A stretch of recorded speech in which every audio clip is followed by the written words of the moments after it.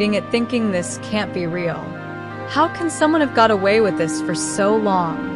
The murder, keeping the bodies in a house and not being caught. That blew my mind. I've been around the news business for decades. As I started to read the story, it was the most shocked that I can remember for many, many years. In September 2023, in grade 35-year-old Virginia McCullough admits to killing both her parents. So usually it's one parent that's killed. Double parricides are rare, but double parricides where there's a female perpetrator are incredibly rare, less than 1% of cases. Really, really unusual. The couple hadn't been seen or heard from since the summer of 2019. As officers handcuffed McCullough, she calmly told them they needed to know about something. Casually goes to bed. Really, I can't get my head around how weird that seems.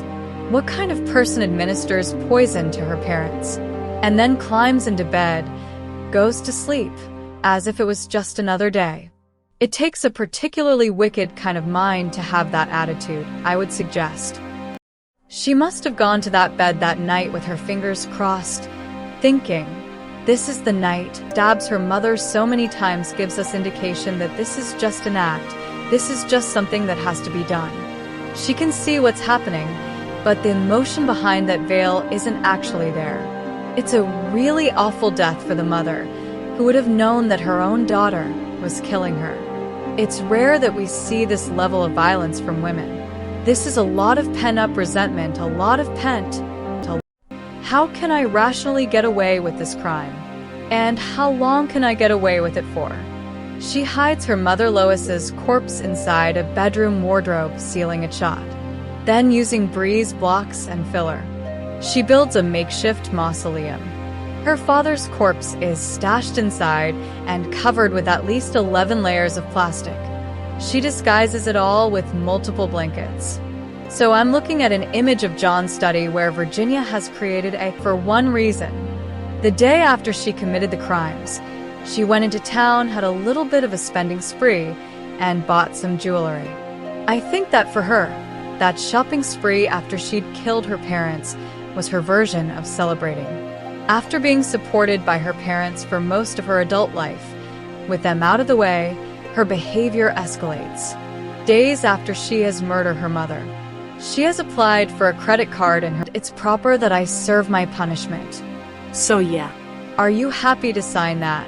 To say that it's a true account? Yeah. Here they are, shortly after entering the home, getting a full and frank admission to not one, but 2 murders of her parents by Virginia. In all my years of policing, I have never before seen a confession that is so thorough and so detailed. I think she's quite enjoying the attention that she's getting here. She actually quite likes the fact that the police are there. And now she gets to tell her story, financial fraud for at least 4 years. Just so blasé about it. Virginia tells police she has defrauded her parents over the years, spending money from credit cards, bank accounts, pensions, and benefits that were all in their names. So in total, over a 4-year period, she took $150,000 from her parents in multiple means. The money has all gone. One large chunk of it frittered away. Or was there going to be a minimum term that she would serve? The packed courtroom. Here's the motivation behind Virginia's crimes. So what drove this killer? Well, you won't be surprised at what drives a lot of killers is cash. I mean, the judge summed up fantastically. All she cared about was money. In the 8 years that I've been investigating financial abuse, I have seen people exploiting autism, personality disorders, and mild depression. Having taken into account those various different mental health diagnoses, the judge concluded that in this case, there was no impairment of the ability for Virginia to understand what she was doing. Even though although the judge didn't see her mental health problems as legally causative, she's obviously a young woman with a catalog of problems and difficulties and issues. Although she was not formally diagnosed with a personality disorder in the way that it had any impact on her conviction and her sentencing, what is dangerous?